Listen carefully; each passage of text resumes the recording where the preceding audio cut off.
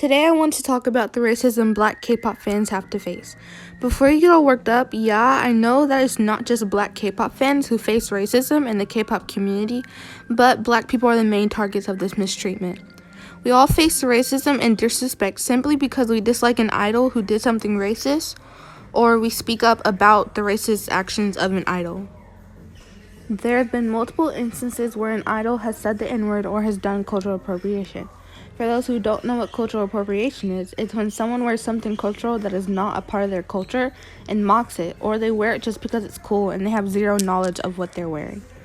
Idols have worn cornrows or braids in their music videos, and when they post something online, and then they call it hip-hop hair, as you can see to the side. Now, it's completely up to you if you want to continue to support them or not. When this happens, black K-pop fans always hold the idols accountable for their actions.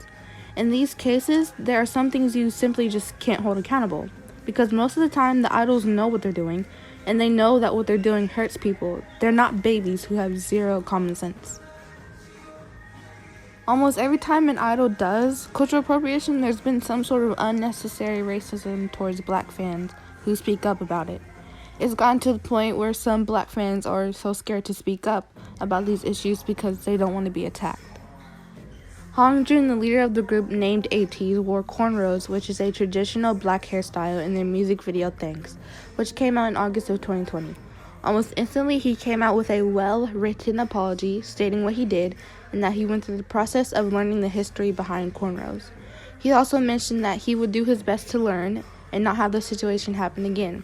It also went around that the group's company, KQ Entertainment, had fired/suspended the stylist who did Hongjun's hair. In this instance, it was the fastest an idol had put out an apology for their actions, and some idols don't put out an apology at all and completely ignore the situation. A lot of black fans appreciated that he took the time to learn and was sincere about his apology, so he was forgiven by a lot of black fans. Remember that if something is not your culture and someone apologizes for it, it is not your place to accept that apology. For the most part, K-pop is heavily influenced by black music, such as 90s R&B, and here are some examples.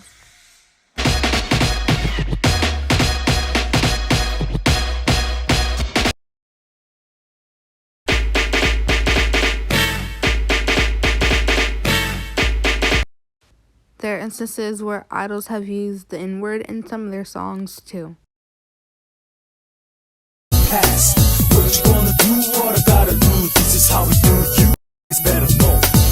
Sometimes even the clothes in the music video can tell you that it's heavily influenced off of black culture.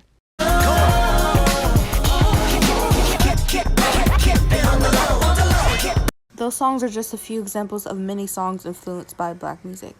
Almost all those groups have done something to offend the black community, and it could be because most of the group's producers are black, but it's crazy to me how they still manage to be disrespectful despite that fact. Every time a black K-pop fan tries to tell other people that K-pop is built off of black culture, they almost always get called names, or we get told that we shouldn't be speaking on K-pop because we're black. As you can tell, it's not just fans being disrespectful towards us, but it's also the idols. The song Pride by Fame J is very obviously inspired by black culture, but an artist who was featured in the song, who goes by San E, didn't even try to hide his hatred towards black people with his very ignorant and racist line in the song. Hey, yellow monkey, go back to your country. You just told me, say it again. The whole song is just talking about how they love hip-hop and how it's a part of their life, but he goes around and says this.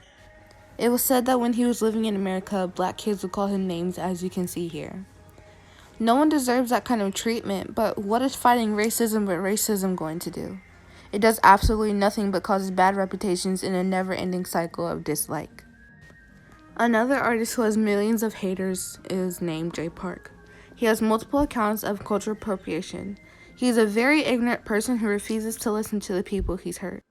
A friend of Jay Park's did cultural appropriation, and Jay Park tried to justify his actions by comparing cultural appropriation to enjoying K-pop. If you're not black, you shouldn't be wearing black hairstyles.